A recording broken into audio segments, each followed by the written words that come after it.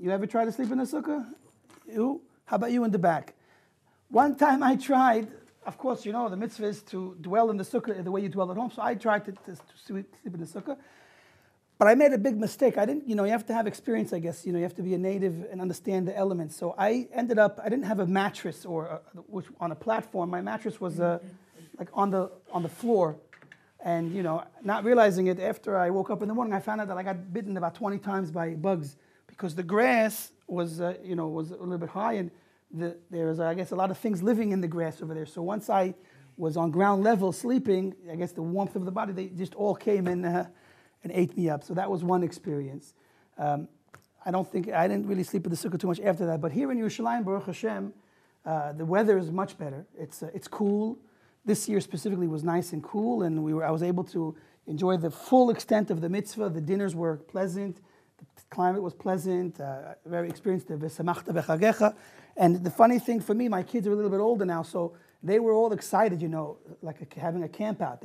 They pushed me actually to go and spend the nights in the sukkah. We took out a few of the blow-up mattresses, and they had a blast. I mean, it was like, you know, it was like vacation for them. They had, you know, the best time. So that was an interesting, fun experience for me to go and take the kids out to the sukkah, and their inspiration and their you know, getting into it so much helped me really appreciate and get into it also as well. Anyway, enough of that, my personal stories with the sukkah. Let's get to the actual holiday itself.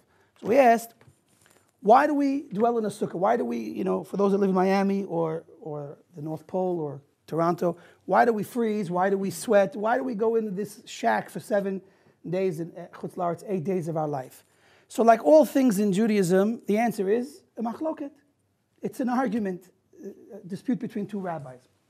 The two rabbis that we're speaking about now is Rabbi Akiva, famous Rabbi Akiva, well-known Tana, the great rabbi that had many students, and one of them being Rabbi Shimon Bar Yochai, and all of Rabbi Akiva's students really became, after the death of so many of his students, but the 5 main students of his became really the teachers of the entire oral tradition.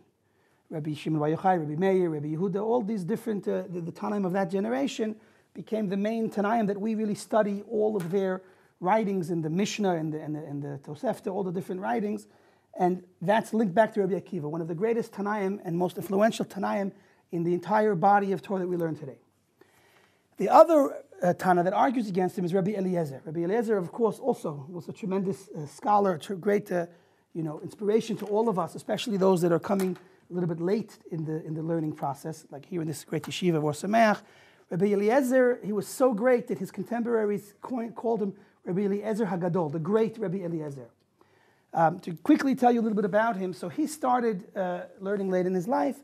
He was the son of a very wealthy man, Horkanus, and so he was working in the family business, and his role was to continue and run the business with his brothers, and they were all going to be the wealthiest people in all of Israel. But he felt empty, and he felt that his real life and his heart was for Torah, and he wanted to go learn Torah. So his father gave him business advice, cut to the point that said, listen, you're 25 years old, I guess, give or take, it's too late for you. You know, to become a Torah sage, Torah scholar, you have to start when you're young. If you love Torah so much, use the resources that you have. You're I'm paraphrasing, of course. You're the son of the most wealthy man in the world. Run the family business. You'll make so much money, and you can support Torah institutions. Your children will become Torah scholars. That was the great, very, practical, logical, fatherly advice.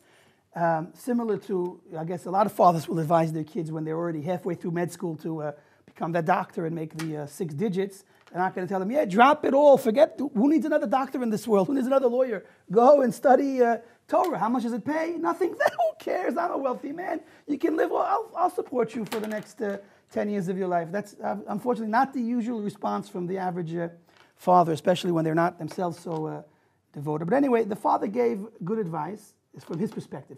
Now, I want to be very clear. He wasn't against Torah learning. He supported Torah. He just felt that Rabbi Eliezer, his son, would accomplish more by supporting Torah than trying to become himself a scholar so late in the game.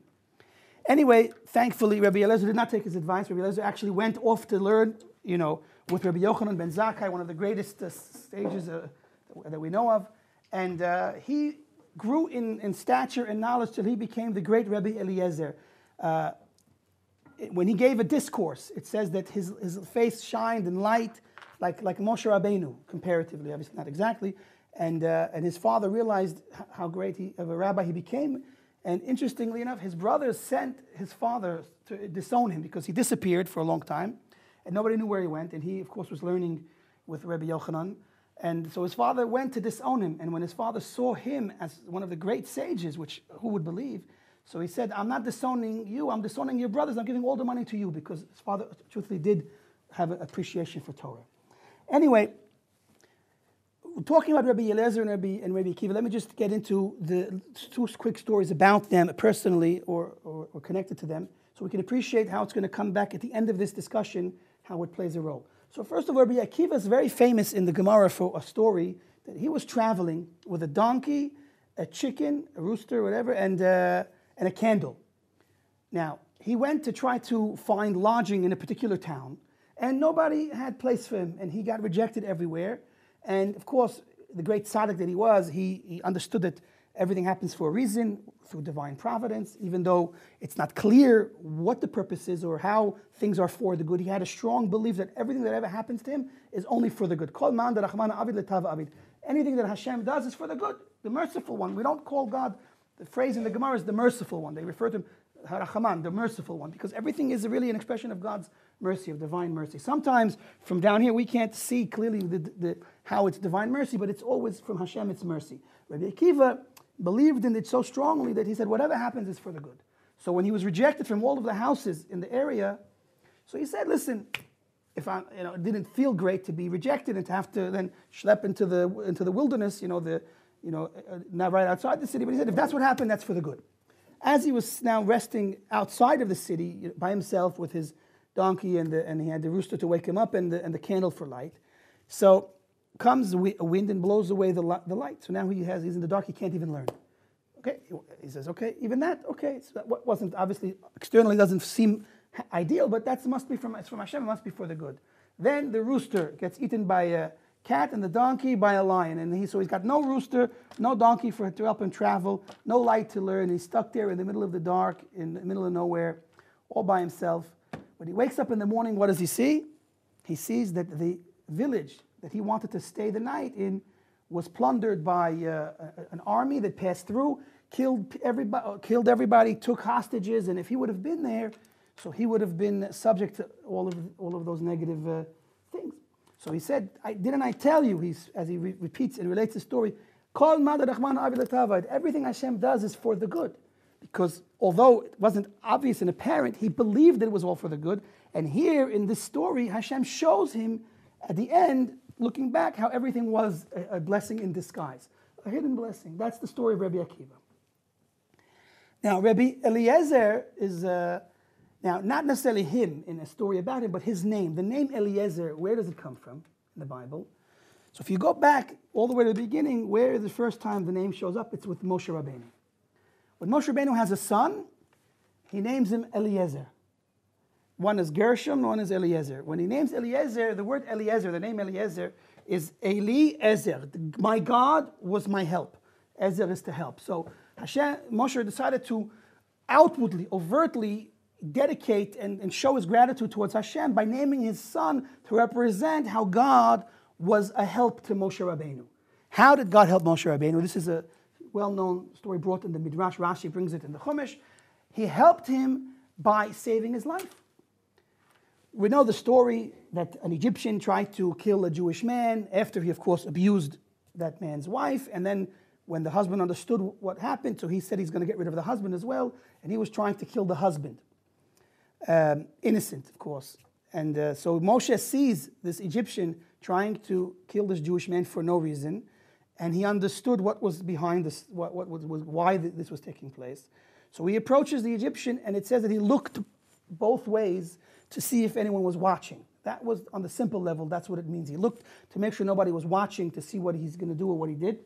But the Midrash says that he looked to see if this person was the descendant of a righteous man. He also looked to see if a righteous man will ever descend from him. And he saw neither, in either direction, neither. He never was a righteous man in his ancestry, and never would a righteous man come from him.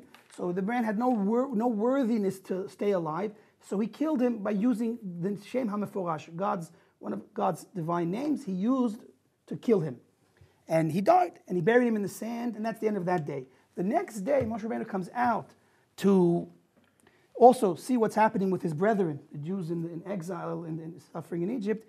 And he sees two Jews fighting with each other. And one was about to strike the other.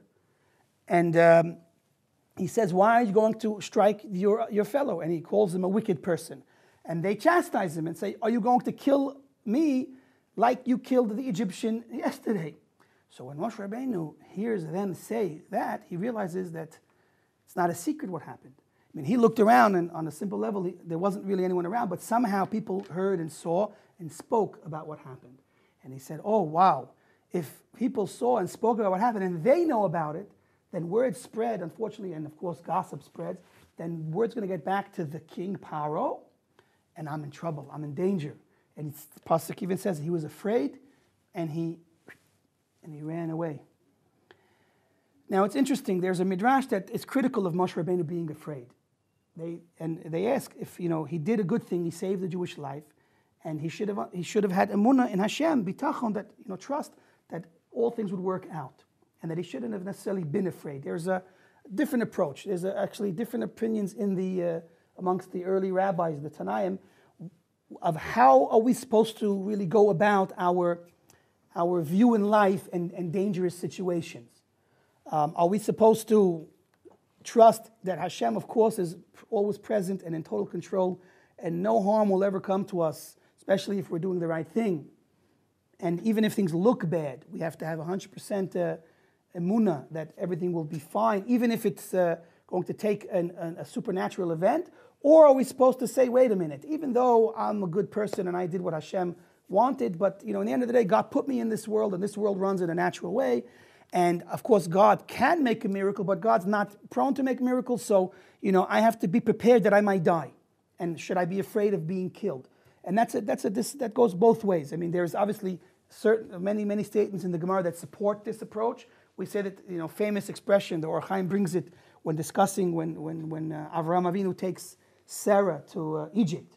Of course, he was told to go, there was a famine, and he had to leave for Egypt. And they question, why did he bring Sarah, his wife, which was beautiful, to put her in such danger that he would be killed, she would be taken and abused? So he brings there these klalim, that we don't rely on miracles. Although there was famine, so Avram should have left on his own, come to Egypt, gotten food, and come back, and left her in a safe situation. But to bring her to Egypt, a place where everybody was behaving like animals and dangerous, killing people to take their wives, so he shouldn't have put her into that type of risk. That's, of course, on a natural level. And he brings as an added point, and how much more so that people have free will and can do wrong things. People can choose to murder, that he shouldn't have put her in such risk. So you see the approach of not taking risks, even though you are, believe in God and that God is going to be there. You're not supposed to rely on the fact that he might make you a miracle. You don't rely on miracles. But then there's this other idea that says that, that we said from the Midrash, it's also brought in the Midrash, that even if, you're in the worst situation, you have to trust that Hashem is there and everything will work out okay. And according to this, you should believe that you're going to walk away from whatever situation. If you're walking down an alley and there's 5 drug dealers that they decide that you're eyewitness to a crime and they got to kill you, you have to say, I don't care. They might want to kill me, but Hashem is in control. They can't kill me unless Hashem lets them. And you go with that kind of trust, and you're not even afraid in any situation. Those are the two options. But I think how you know that Hashem, Hashem opens the book that says you know that you have you trust yourself that I help you, that I make miracle for you. You put yourself in a sakana.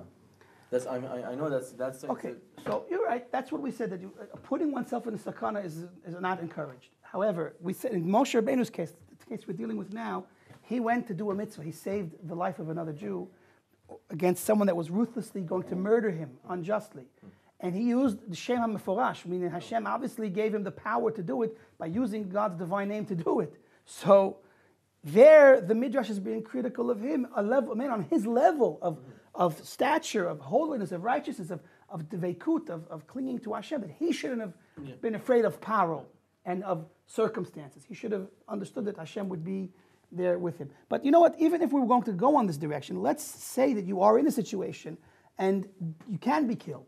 Who's killing you in the end? If it's all in Hashem's control, then ultimately, if Hashem gives them the freedom to choose to kill you, but He allows them to do it, then Hashem decided in the end to allow your life to be taken. And on this point, there's a discussion brought from one of the famous Kabbalists.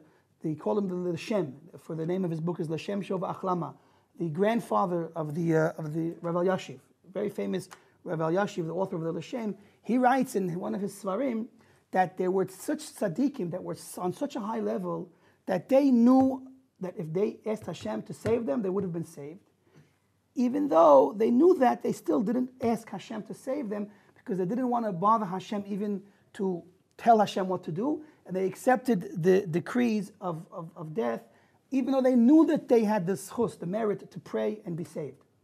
And we're talking about not an average person. The average people like us don't know how much schus we have, how much schus we don't have, but we're talking about the greatest leaders of generations that knew that how things worked. I mean, we know that in Kabbalah they talk about doing special things to save a person, like Moshe Rabbeinu himself used the name of Hashem to be saved. And there are very rare occasions where some very big rabbis do that. They use the names of certain holy names to do special things.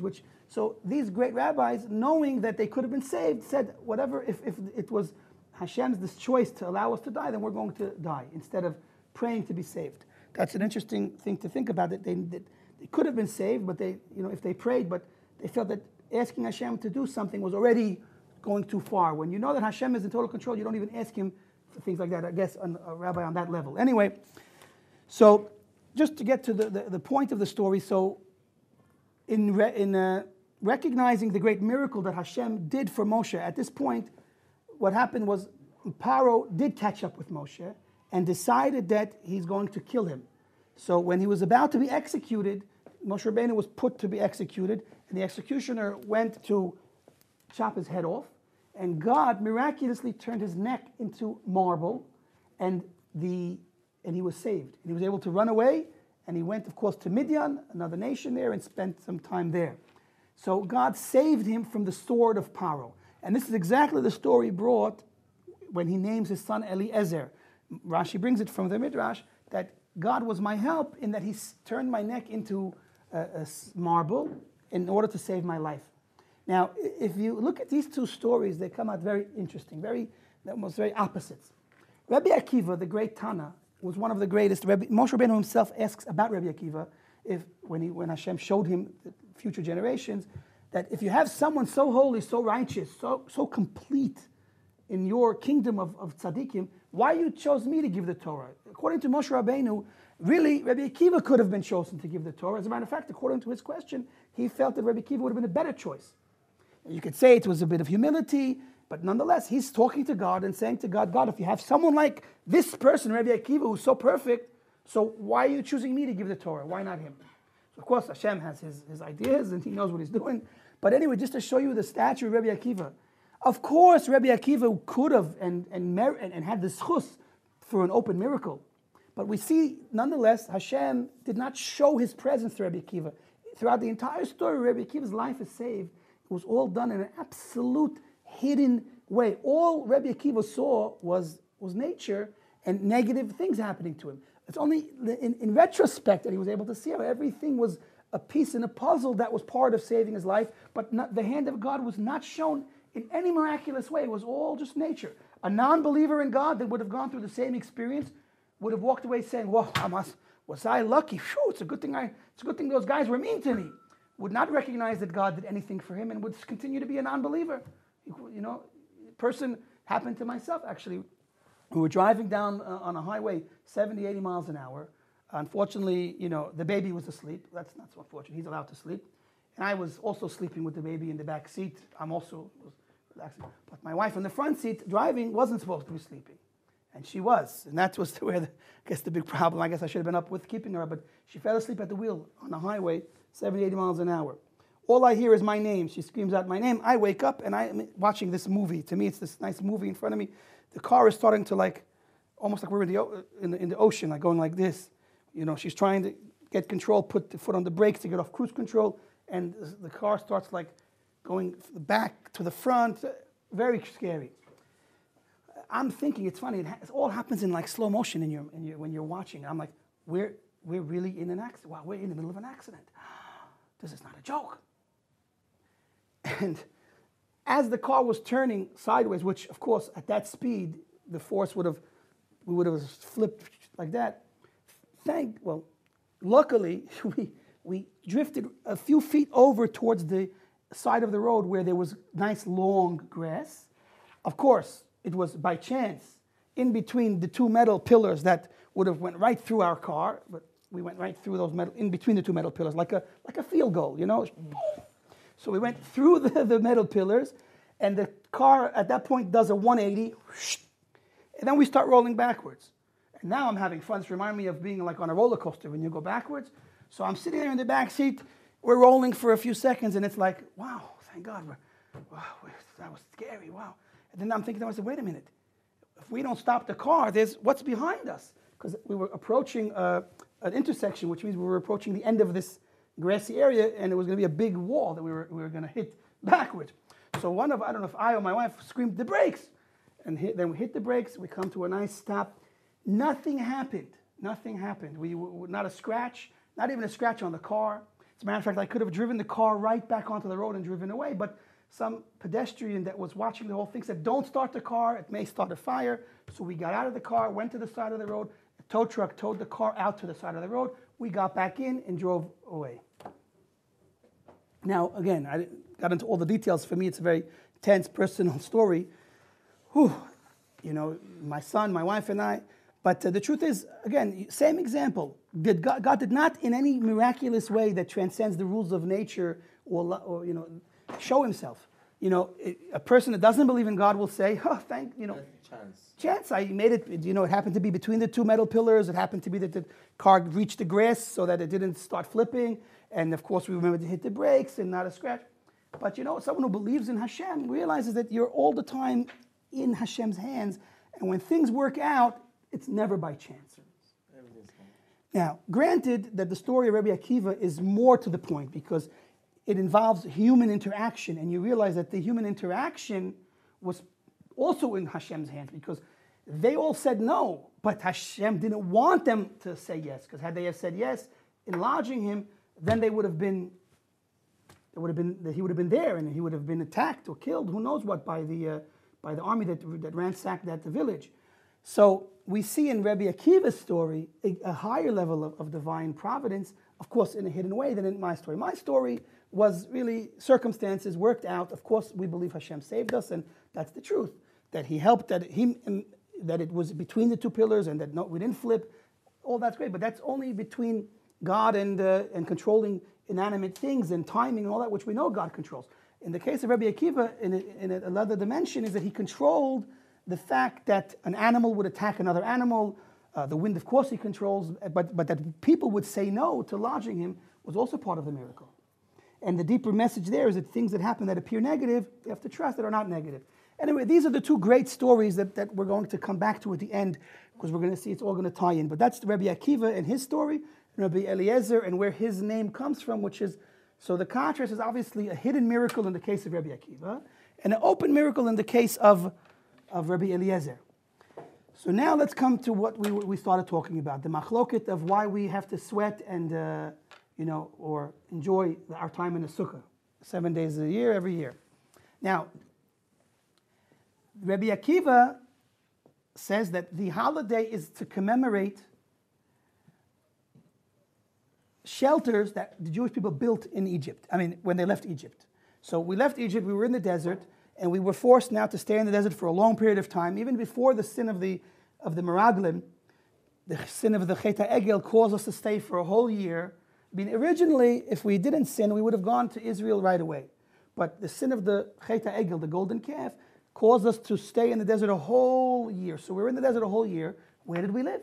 There was no Marriott, Ritz-Carlton. So Hashem provided us with a Marriott, Ritz-Carlton, right? But sof Hashem did not magically cause a hotel to develop, before our eyes, like they have these oases. Oh, all of a sudden you're in the desert and you see palm trees. Hashem did not magically make us houses. The Jews had to take physical material, wood, cloth, whatever, and they had to build themselves temporary shelters.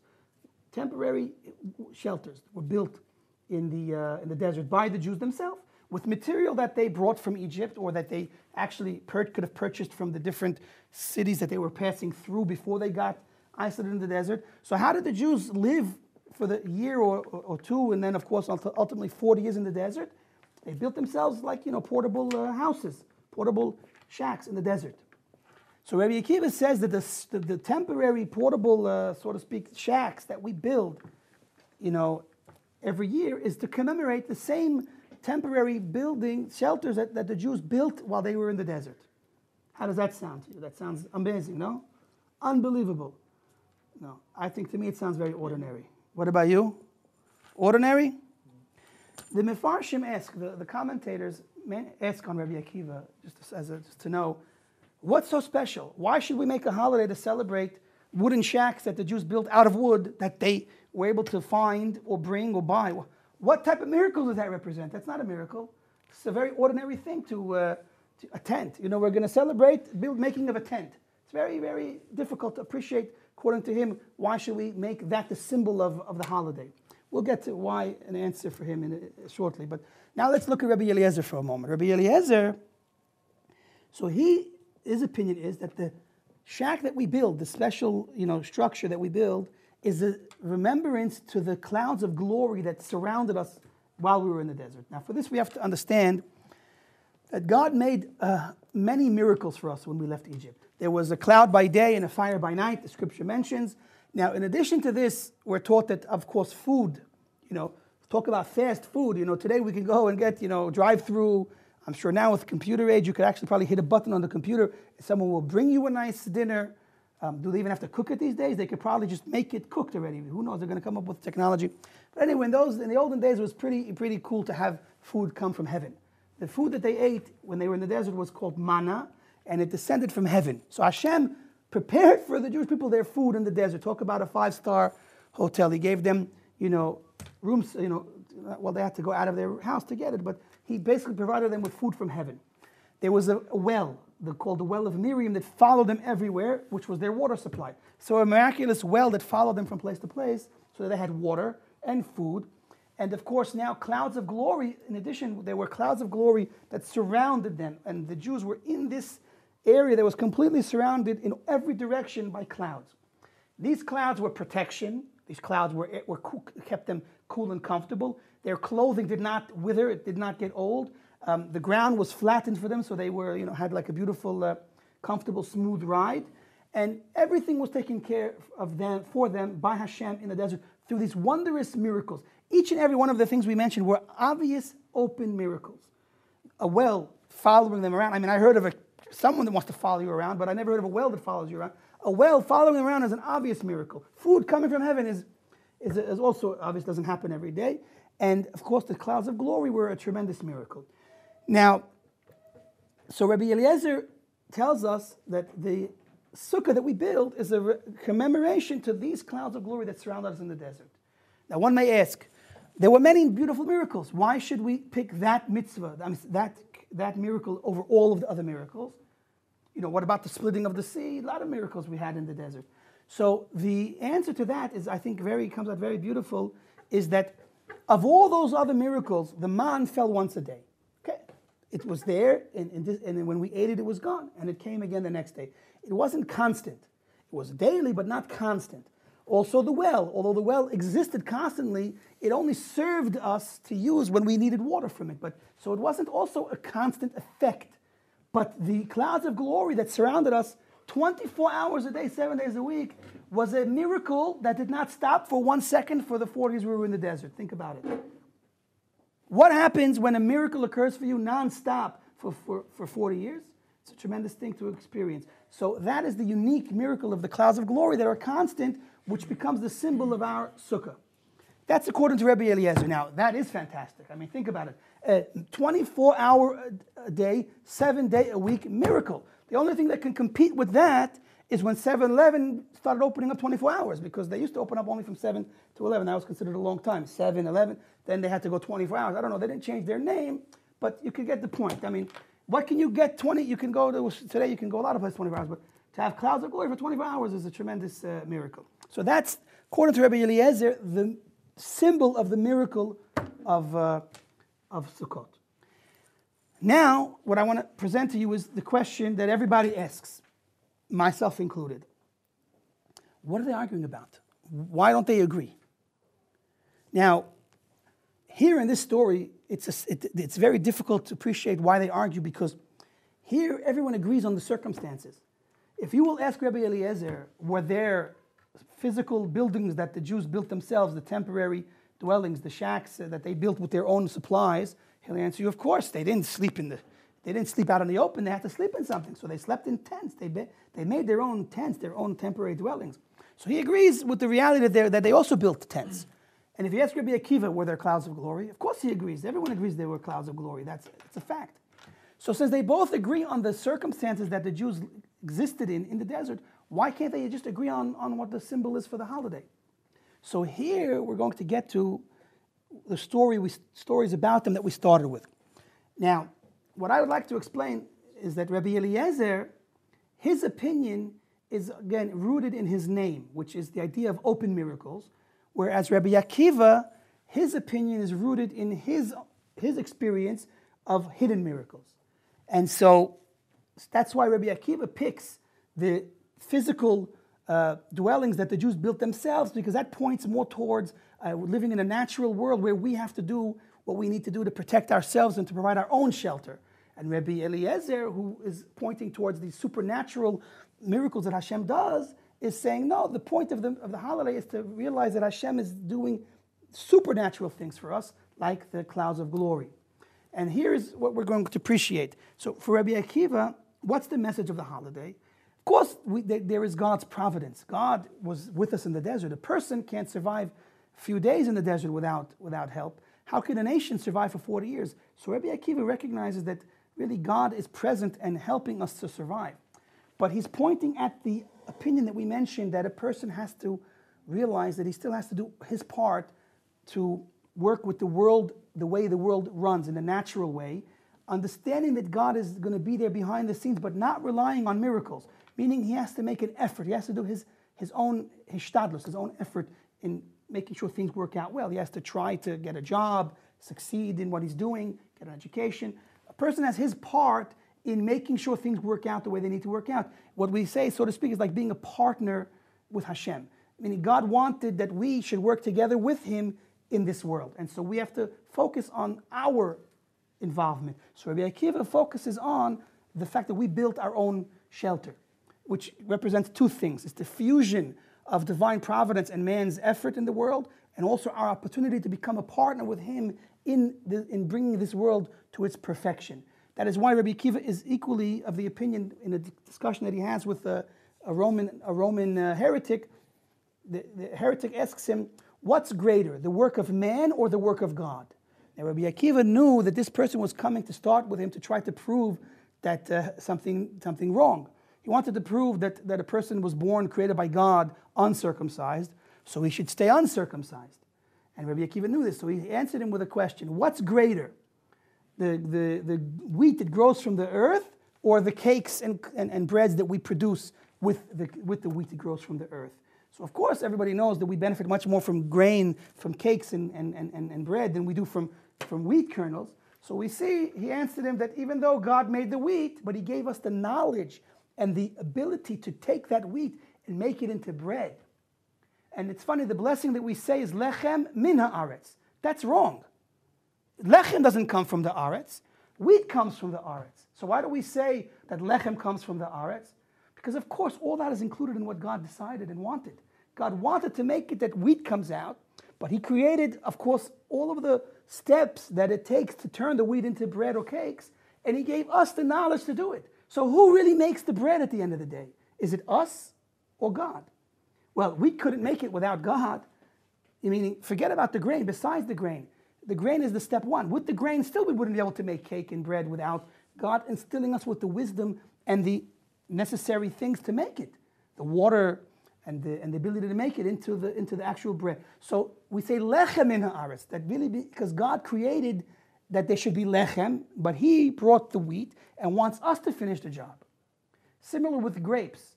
When we drink wine, what do we say? We say, Borei Peri HaGefen, the blessing on the fruit of the vine. What's the fruit of the vine?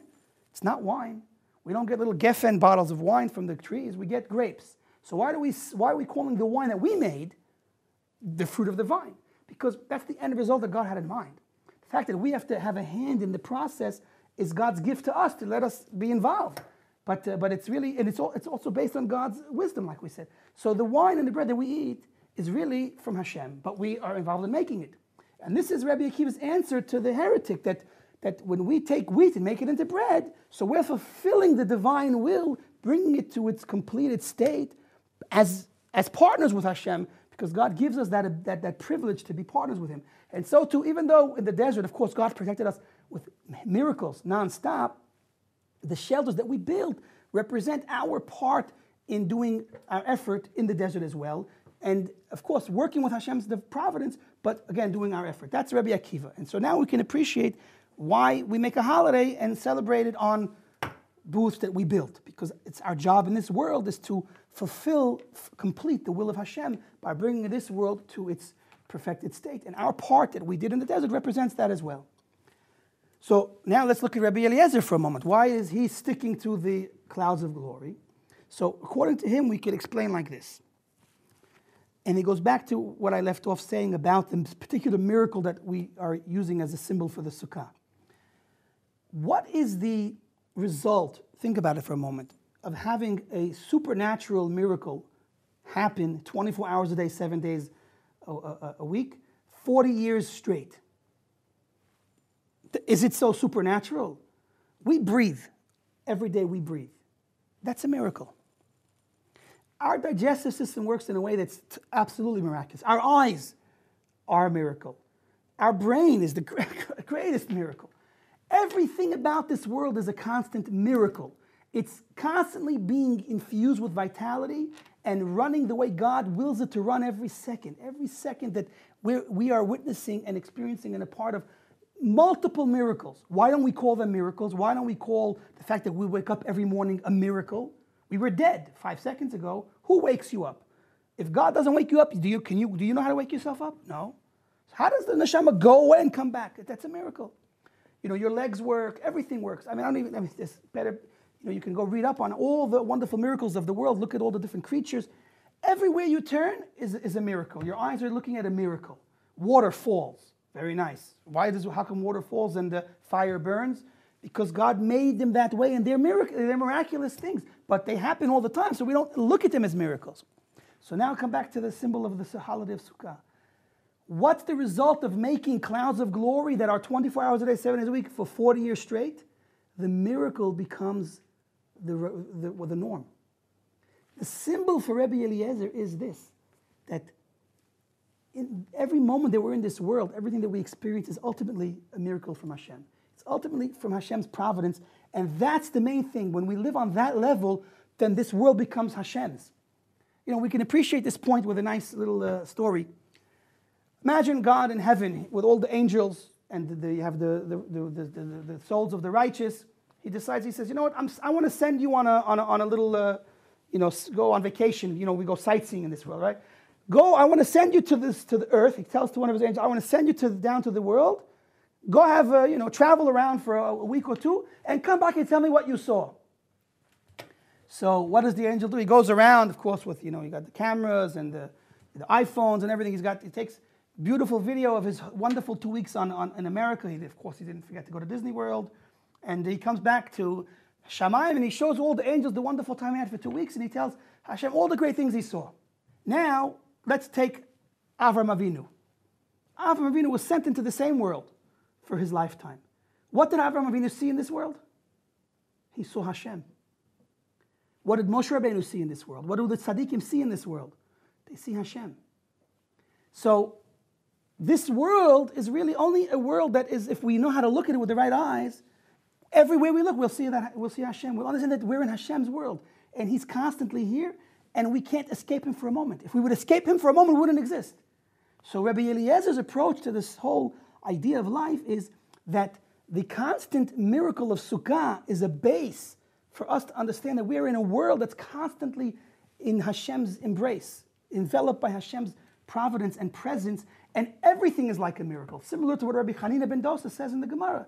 His daughter went to light candles for Shabbos, and she by mistake put vinegar in instead of oil, and it was close to Shabbos and it was too late to fix it. Now Shabbos was already starting, and she was crying because, vinegar doesn't light. You need oil to have Shabbos lights. So he looks to his daughter and says, "Why are you crying, my dear?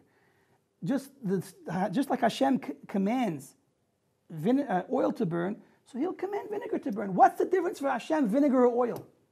What's the difference for Hashem making water fall or making water stand? If he can create the water in the first place, then there's no difference.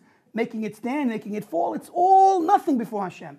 And that's the highest level of understanding to be in this world. And that's the message of Sukkah in its ultimate level, is Leman Yedu Dorotechem, that in order to know that Havaya Hu Elokim, that God is Elokim, that whether we see Him or not, there's nothing else that exists in this world except for Hashem. And ultimately, the point for both Rabbi Akiva and for Rabbi Eliezer is to take these ideas and live with them. Because it's beautiful to talk. But at the end of the day, when you go out into the world, every trying situation tests that emunah, tests your faith. When your boss is screaming at you because he doesn't like the job you do, but you know you're doing a good job, he's just looking for a pretense to fire you, you can think that this whole world is about my terrible boss. But Hashem is somewhere between there. That you can't escape Hashem. Hashem is there also. Or when, God forbid, someone's sick or in danger, you can forget where Hashem is. And so the ultimate message of this holiday, according to both Rabbi Akiva